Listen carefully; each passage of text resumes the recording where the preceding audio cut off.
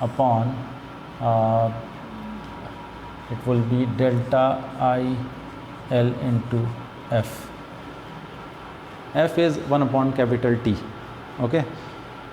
So this is the minimum value of the inductor which one has to take to ensure that the current through the inductor is never attaining a value of 0. That means it is always in continuous conduction mode.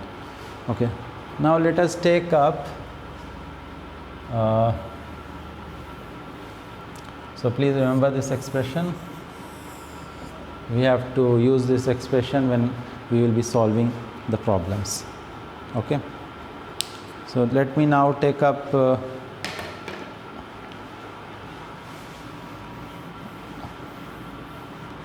current ripple, sorry, the voltage ripple.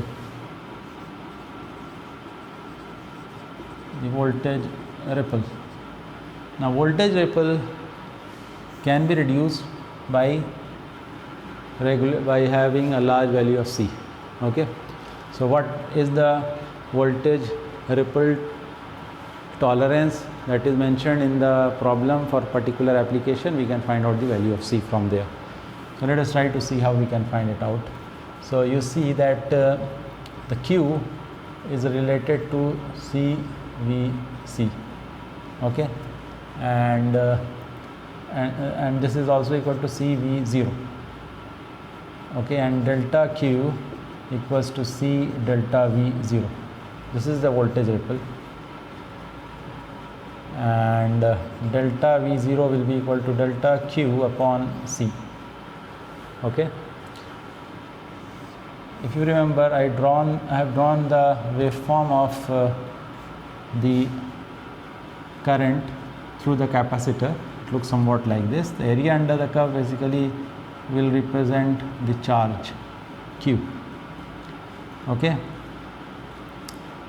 So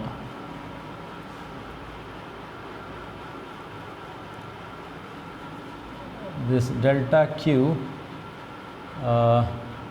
would be the area under this curve,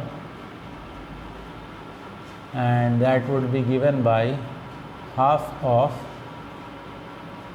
this is your dt and this is your t. Okay. So it would be half of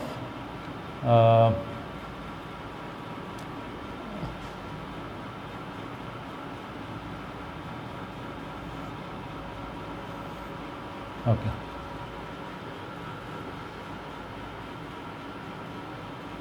So this is nothing but delta IL, isn't it?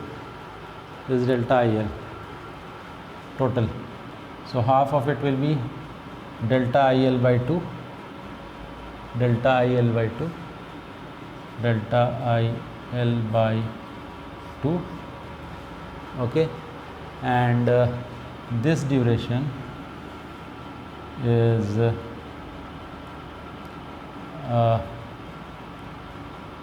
T by 2. So that would give me T delta IL upon 8C. Okay, this is one of the form, or I can also write this as delta V naught is equal to V naught times 1 minus D upon 8 LCF square, or I can write it in this form. So any of the form you can use according to the question, the problem mentioned. You can use any of this expression for the voltage ripple. This is per unit voltage ripple. Delta V naught by V naught is the per unit voltage ripple, and it is related to C. Okay. So higher value of C would result in lower ripple in the output voltage. Okay. So I hope